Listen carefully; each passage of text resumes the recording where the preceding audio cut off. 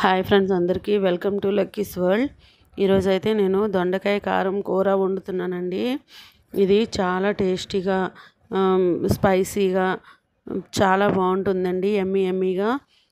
Next ఏంటంటే ఇది అన్నంలో తినొచ్చు, అలాగే చపాతీలోకి కూడా తీసుకోవచ్చండి. చాలా బాగుంటుంది. ఒక్కసారి ఇలా ట్రై చేసి చూడండి, చాలా టేస్టీగా ఉంటుంది. ఎవరైనా ఇష్టం లేని వాళ్ళు, ఈ కూర ఇష్టం లేదు అని చెప్పి, దొండకాయలు ఇష్టం లేదు అనుకున్న వాళ్ళు కూడా లొట్టలు వేసుకొని తింటారండి.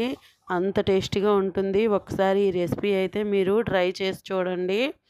ఇంకా వీడియో నచ్చినట్లయితే సబ్స్క్రైబ్ చేసుకోండి, అలాగే లైక్ చేయండి, షేర్ చేయండి, కామెంట్ సెక్షన్లో కామెంట్ కూడా చేసేయండి. మీ సజెషన్స్ ఏమైనా ఉంటే అవి కూడా యాడ్ చేయండి. Thanks for watching.